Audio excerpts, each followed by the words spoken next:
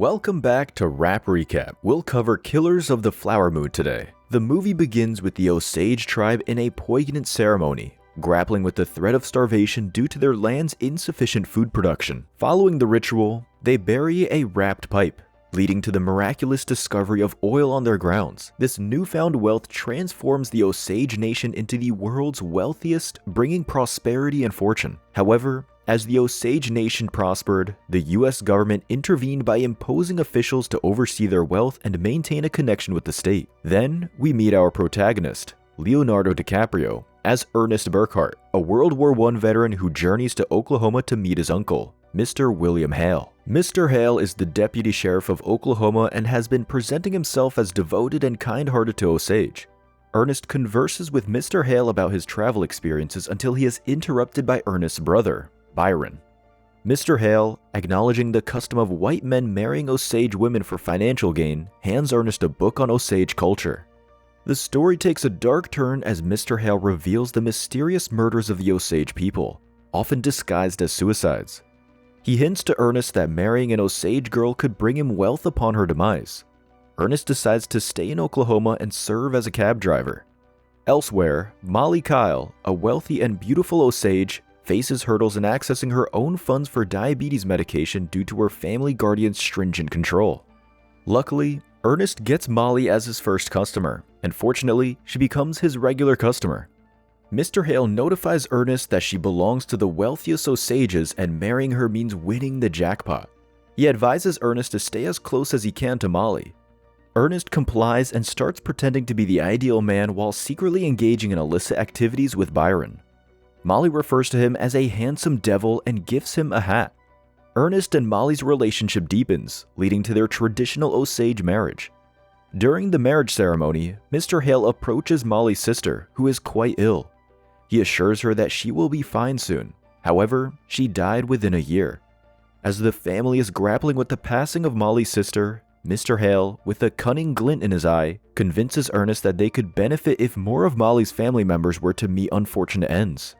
The idea is that the wealth tied to these tragic events would eventually flow to Molly, and consequently, Ernest. This sinister suggestion leaves Ernest in awe, but he stays quiet. Fast forward a few years, and Ernest and Molly now have 2 children. Life seems ordinary, but trouble looms. Lizzie, Molly's mother, spots an owl by the window and believes it's a bad omen, foretelling her end. She doesn't hold back, blaming Molly for the misfortunes of their tribe and accusing her of marrying a white man. Molly is heartbroken by her mother's harsh words, especially when Lizzie declares she no longer loves her. The drama continues when Anna, Molly's elder sister and Byron's wife, arrives home drunkenly. An attempt at flirting with Byron goes awry, leading him to flirt with a maid. Tempers flare, but Molly and Ernest manage to defuse the situation. The next day, Anna and Byron set off on a trip to strengthen their bond. However, tragedy strikes as Molly receives the devastating news of Anna's shooting death.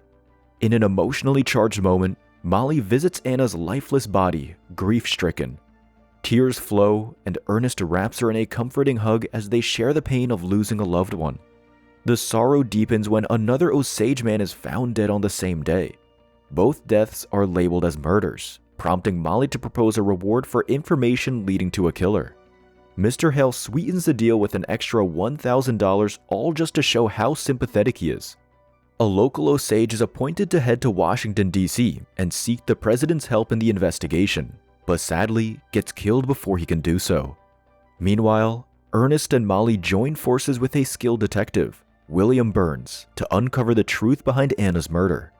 As the investigation unfolds, we learn that Bill Smith, another character, is doing his own digging. Oh, and surprise! Anna was pregnant when she passed away, adding another layer to this mysterious tale. But hold on, here's the kicker.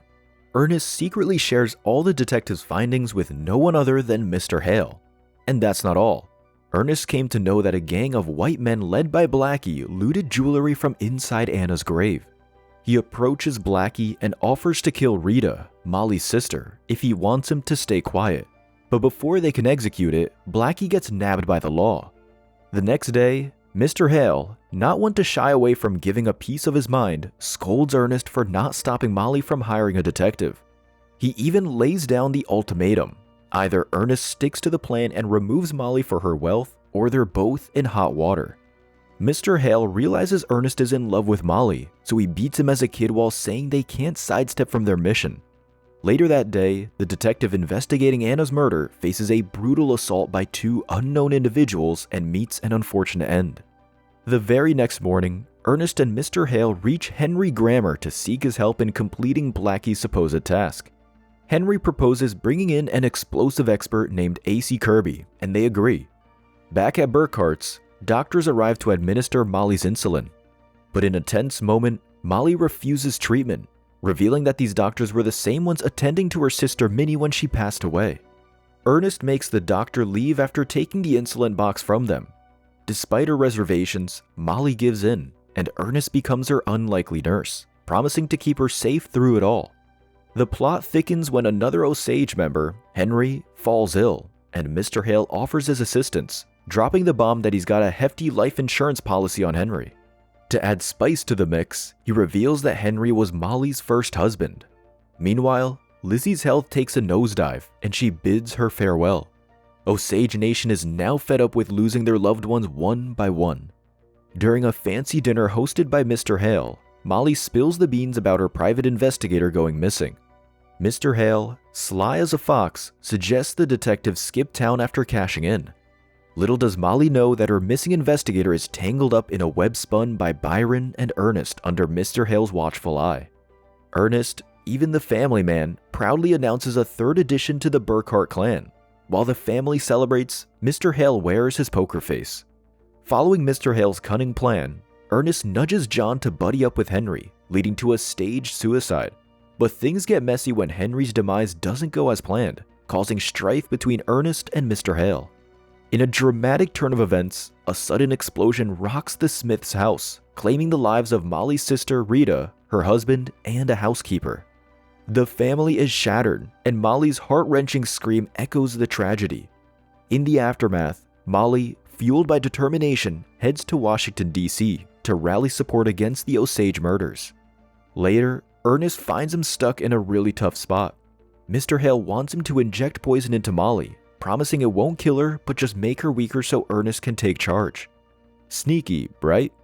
Ernest agrees and starts giving Molly the poison along with insulin injections, and she gets weaker each time. Then, Tom White, a special agent sent by the president to catch the Osage killer, shows up at Ernest's door. Ernest tries to avoid letting the agent in, saying Molly's just resting after taking her diabetes medications. But Tom White isn't fooled that easily. However, he agrees to come back later. Ernest rushes to Mr. Hale to spill the beans about the agent. Little does he know they're being watched.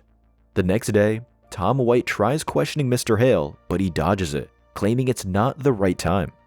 Mr. Hale eliminates some hired guys, like Kirby and Henry, to cover their tracks. Kirby ends up dead, and Henry's on the run. Meanwhile, the agents are getting wiser toward Mr. Hale, Ernest, and Byron. They come to know that Morrison was with Anna the day she got killed. They interrogate Morrison, who spills the beans on being with Anna on the night she died but reveals nothing else. Now Ernest is fed up with deceiving Molly and starts feeling guilty about poisoning her. However, he is powerless to do anything, so he starts adding some of that poison to his own drinks. The next day, as Ernest is out with his son, some agents catch him and try to get him to spill the truth, but he remains silent. Ernest finds that Blackie's also arrested. Ernest wants to spill the beans, but Mr. Hale's got him playing the quiet game.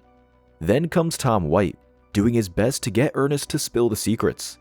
Finally, Ernest opens up a tad, sharing some juicy information. Meanwhile, Molly's not doing well, and two agents whisk her to the hospital. Tom keeps pushing Ernest to spill everything, but he's keeping mum. But wait, Blackie steps up and spills the beans, dropping enough evidence to put Mr. Hale in a tight spot. And with Molly getting the right care in the hospital, she's on the up and up. Now, get ready for some courtroom drama. Ernest takes the stand, and his so-called lawyer, Hamilton, tries to play traffic cop, telling him to halt. But Ernest reveals that he doesn't even know if Hamilton is his lawyer. After the first trial, Ernest catches up with Molly, who's on the road to recovery, but the two do not talk much with each other. Then, in the next trial, Molly gets an earful about Anna's murder and how Morrison, following Mr. Hale's orders, killed her. A few days later, Molly and Ernest's daughter falls victim to whooping cough and dies. Tom White breaks the heartbreaking news to Ernest, who is still stuck behind bars. Learning about his kid's passing, Ernest lets out a scream that wakes the whole town. After the funeral, Ernest decides it's time to spill everything. In the third trial, he spills the tea. Mr. Hale is the mastermind behind the Osage mayhem, plotting to wipe out Molly's family for their fortune. And, despite Mr. Hale's wicked plan, Ernest admits he married Molly for the real deal, true love. The story takes a dramatic turn when Molly confronts Ernest about the poisoning, but Ernest denies doing so, leaving Molly devastated. Their love story takes a hit, and Molly decides to part ways. Byron manages to slip through without serving any prison time. A hung jury plays in his favor. William Hale, the mastermind behind this web of deceit, gets a life sentence but sticks to his claim of innocence. And guess what? In 1947, he was out on parole, and whispers in the wind suggest some not so honorable dealings might have played a role in his release. Even though forbidden from setting foot in Oklahoma, he sneaks a visit to relatives. In the end, Hale passes away at 87 in an Arizona nursing home. As for Ernest, he gets a life sentence but catches a break with a later pardon. Back in Osage County, he settles in a trailer park with his brother Byron. Molly, after parting ways with Ernest, finds love again but tragically succumbs to diabetes at the age of 50 in 1937. She rests in peace beside her family, a chapter of a haunting history finally coming to a close. This story isn't fictional. It's more based on stuff that actually went down in the 1920s with the Osage Nation. Pretty wild, right? But guess what? Despite all the craziness, the Osage Nation bounced back and is still kicking it today. A big shout out to the real Molly and the gang for making it happen. And in the end, which movie recap would you like to see next? Let us know in the comments section below. And remember to click the like button if you enjoyed this video.